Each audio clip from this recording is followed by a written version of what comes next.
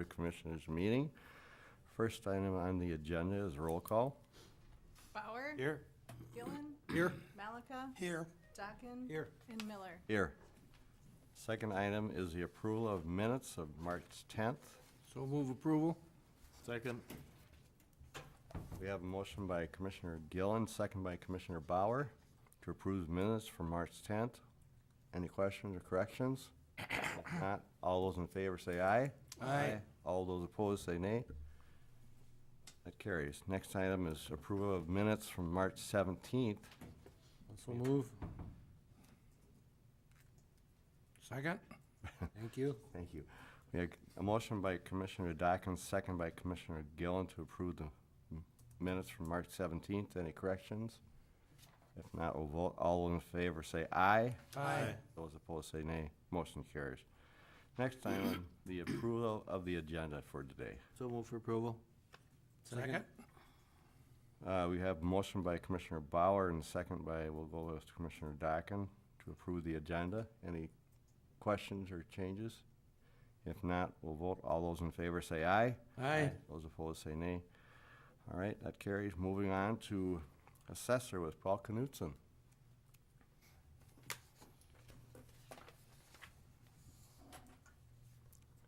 Good morning. Morning. Morning. Thanks for putting me on the first.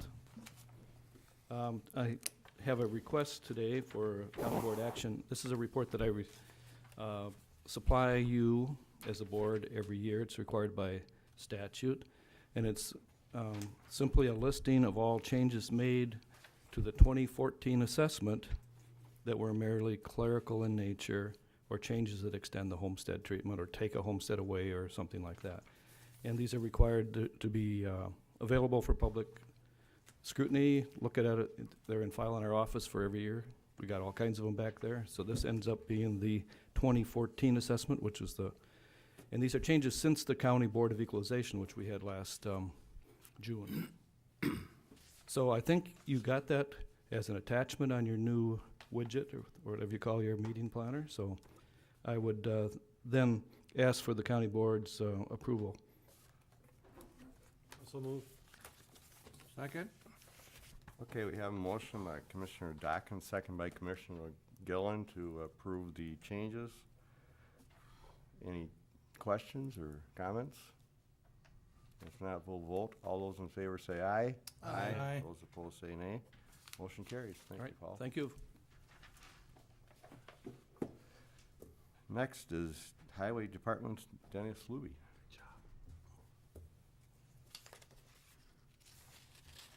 Good morning, Mr. Chair, board members. Morning. Just have one item for your action today. We opened some quotes for some gravel Class 5 surfacing. So I'm looking to award contract 15-06 for that work. On March 12th, we received 3 quotes, the low quote being $7.24 per ton from Whitty Brothers. We also had a quote for $8.45 a ton from Kielmeyer Construction. And a third quote was received for $8.54 from Tim's Trucking. So we're going to surface about 11 miles of our granular road system under the terms of this contract.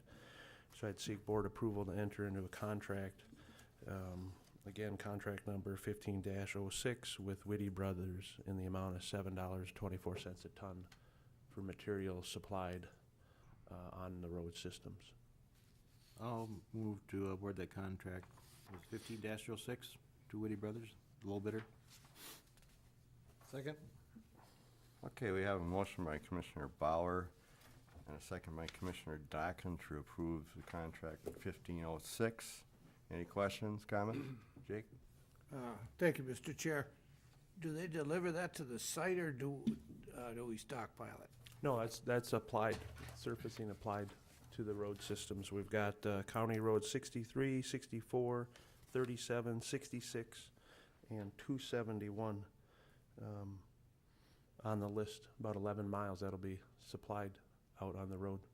Okay, thank you. All right, It's a any great other price. questions? It's a great price. If not, all those in favor of awarding the contract to Woody Brothers, say aye. Aye. Those opposed, say nay. Motion carries. Thank you. Next item, Auditor Treasurer, Fran.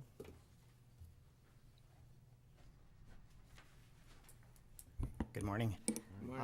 First item on my list is I have a grant and aid agreement with Department of Natural Resources for highway vehicle trail assistance program agreement. And the agreement is in your packet. It's for $35,000 and it supplies maintenance services for the ATV park. I move to approve the off-highway vehicle trail assistance agreement. Second? We have a motion by Commissioner Dock and a second by Commissioner Bauer to approve the state grant. Any questions, comments? If not, we'll vote. All those in favor say aye. Aye. Those opposed say nay. Motion carries. Okay, the next item is I'm seeking your approval of an application for consumption and display permit for Lawrence Tuzenow at doing business as Lemieux Resort for the period April 1st, 2015 through March 31st, 2016. So move for approval. Second.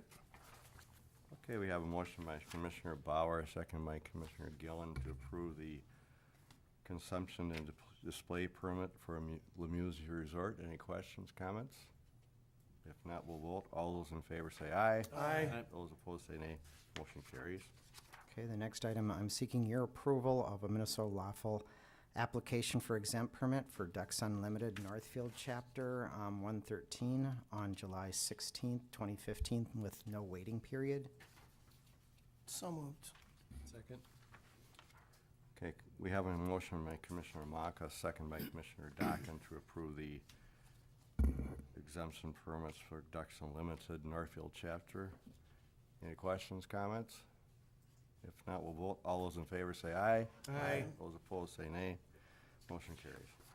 Okay, and then the last item, I would ask your consideration to maybe delay this action on this because the public hearing was scheduled for 9 o'clock and I see we're a little bit ahead of schedule. So can we come back to this? Yes, I think that's a good idea, so. And I see Julie's not here either. Lori's not here. Go to administration. You go to administration, Tony, are you ready? Certainly can. I don't know how I can drag it out though for that amount of time. I'd have to You're gonna have to. get creative.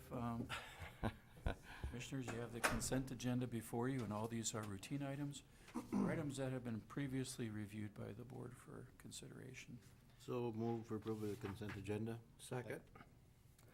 We have a motion by Commissioner Bauer, a second by Commissioner Gillen to approve the consent agenda. Anybody want to talk about it? Oh, we might get in trouble. If not, we'll vote. All those in favor say aye. Aye. Those opposed say nay. That carries. Otherwise, we have representatives here from Shattuck St. Mary's, and maybe we could talk a little bit about the project and then wait for the 9 o'clock hour to. Why don't somebody go Have the get meeting. Julie? That- Said, why doesn't somebody go get Julie? Actually, I just sent, Paul went. Okay. Paul. Before you, I would say before he starts with Okay. that. Okay. Okay, All right. I'll step down. thank you.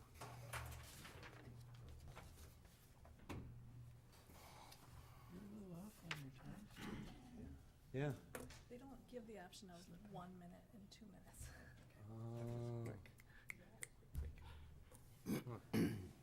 Can't you reprogram that?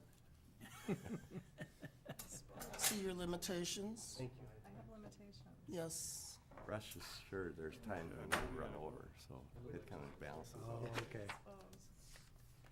Morning, Julie. Good morning. Thanks for coming in early. Yeah.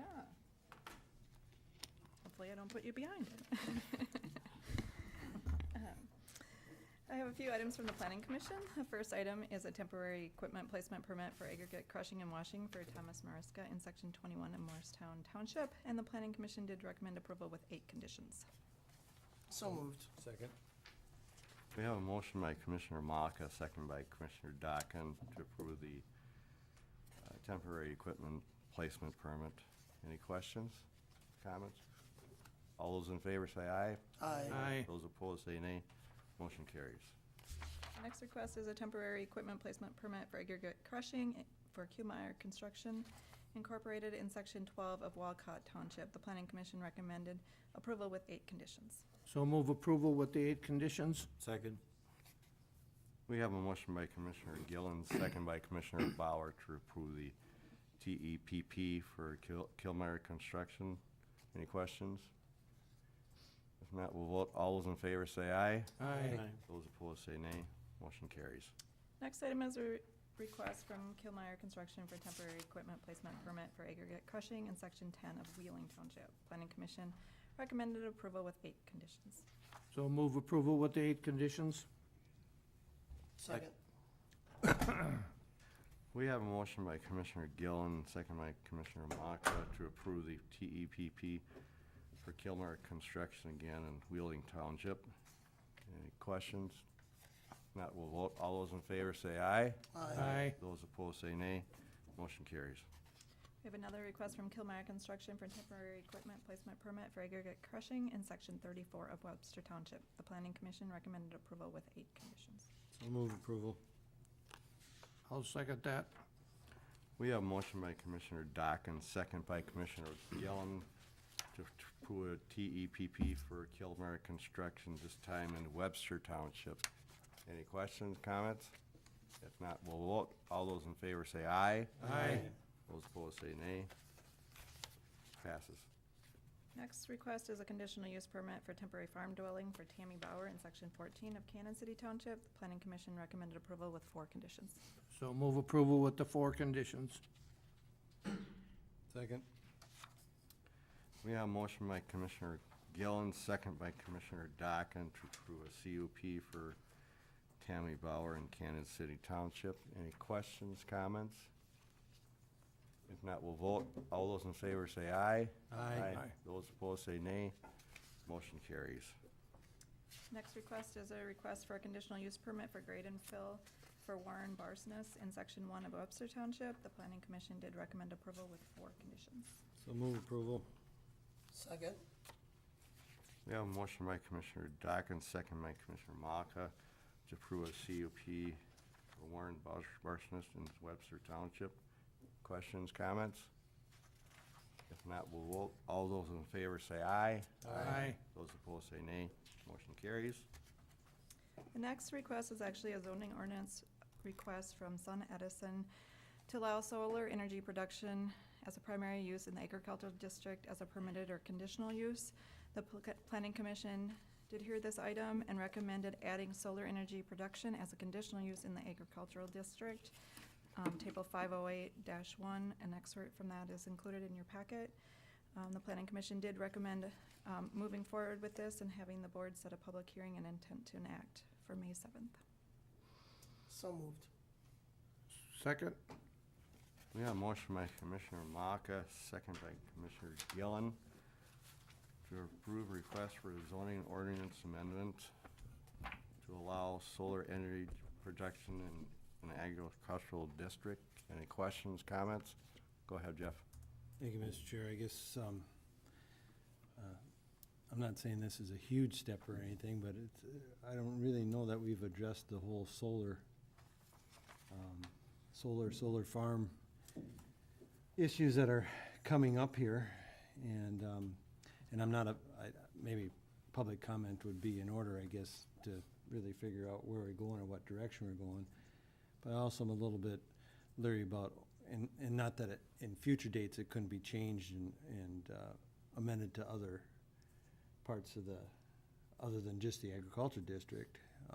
Some of the fears I have is of course, we're so conservative in our agricultural land that some of these here solar farms will be pretty significant. So in my opinion, unless you're gonna start having the federal government allowing you to do it on CRP, so we're not wasting more ground, you know, there's some issues with it, and I don't know exactly where we stand as far as limitations go and so on and so forth. I know those things can all be addressed coming up here, but I do have some concerns that that's the only place it gets to go, first of all, and limitations and so on and so forth. I'm not saying I'm against it, I'm just saying I have some concerns. We have not talked about it, we have not looked at it, and other than a brief mention of that, maybe we need to look at it in the past, why? So, that's my opinion here. Go ahead, Jake. Thank you, Mr. Chair. I got a letter yesterday or the day before from some outfit in California. Specifically, did you, was there anything brought into the office or anything, Julie, on this? And this is, I'm sure that this is what it is. Looking to, they got site-specific farms that they're looking at, and I said, I was one of them that they want to contact, and I said, I did call, but their mailbox was full, so evidently there's a whole pile of people that are calling him, and he ain't answering the phone or what it is, but like Commissioner Dawkins said, they're not really site-specific as to whether they want set-aside land or real farmland, and I said, in my case, they're looking at real farmland. I said, so, yes, I think that's going to get to be a real issue as we move down the road. I'm sure we're going to be talking about it in the near future. So. Any other questions or comments? If not, we have a motion on the table. All those in favor of the motion say aye. Aye. Those opposed say nay. Motion carries. Okay, I have one other item on the agenda, and this is actually the fiscal year 2015 Minnesota Bowser Competitive Clean Water Grant Agreement. If you recall, back in September, the board authorized us to apply for 3 proposed Clean Water Fund competitive grant projects. 2 of those were selected for funding, one the Shattuck Ravine Stabilization and BMP Feasibility Study, and the other the Middle and Lower Cannon River Watershed BMP Targeting Assessment. The second one, or the first one, is sort of a pass-through type situation where we pass through the money. We do retain some for the administration of the actual grant reporting and those type of things, but mainly Shattuck would hire a consultant to look at those ravine stabilizations and potential projects out there. The second one is actually a continuation of the grant that we currently have that Fran's office has been working quite a bit with on the drainage mapping and all of that. So this is a continuation to get the Middle and Lower Cannon River as right now they're working on the Upper Cannon. So therefore the whole watershed would be completed with this.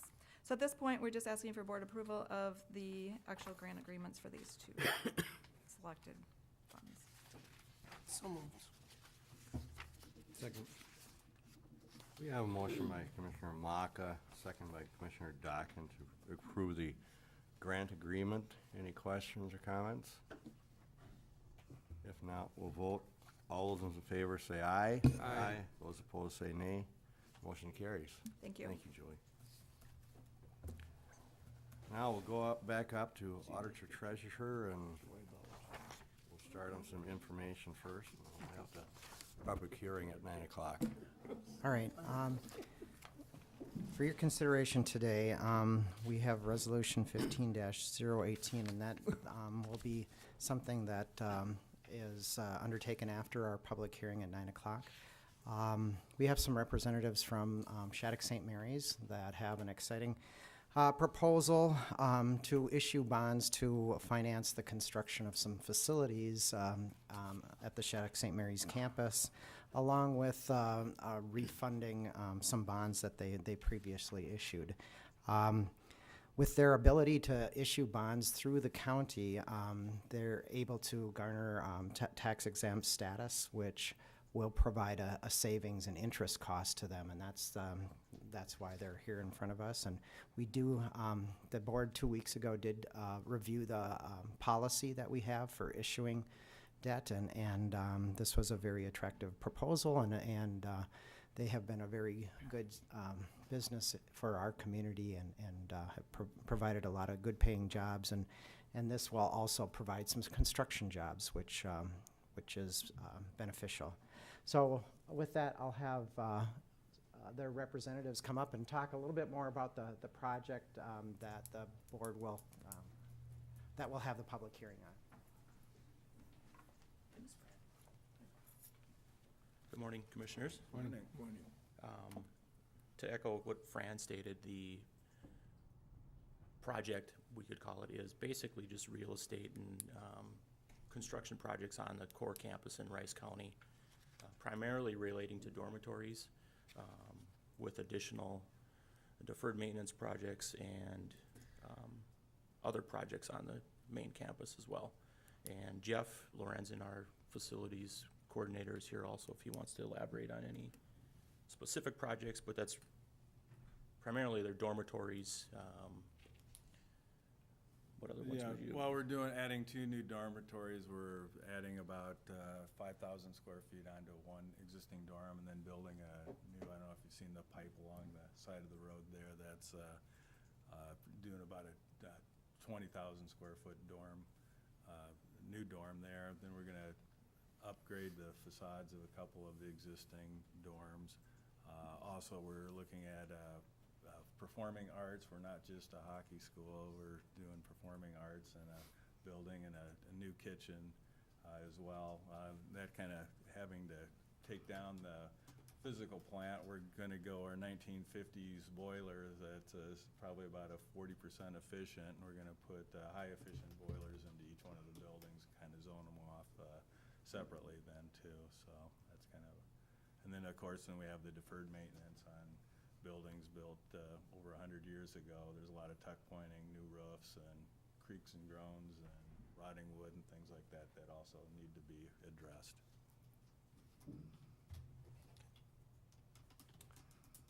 Any questions from the commissioners? Go ahead, Steve. Have you, thank you, Mr. Chair. Have you let anything out for bids yet? Pardon? Have you solicited bids for these projects yet? Yes, we have. We're kind of like right at the, all ready to go, so on a couple of them. And then some of them are still just in the infancy. The two dorms are all ready to go to for permit, so. Okay, thanks. And the performing arts, we just had a group in, designers to take a look at that, so that's just kind of in the initial stages right now. Okay, thanks. Any other questions? Well, go ahead, Fran. I have Stephanie Gailey from Faegre Benson here Okay. today, and she's done some of the review work on this project for us. She's been our bond attorney for the last, well, ever since I came to Rice County in 1991, so the last 23 years. So she's reviewed all our deals over that time frame, including this one, and this one has a lot of components to it. So maybe if I could ask Stephanie to come up and talk to, maybe some of your concerns, like what are the risks associated with doing conduit financing? Good morning. Good morning, Mr. Chair, Commissioners. I'm Stephanie Gailey of Faegre Baker Daniels. And yes, I've reviewed the set of documents and this resolution that's before you today for the issuance of the bonds. And you've issued your general obligation bonds many times over the years that I've been working with you.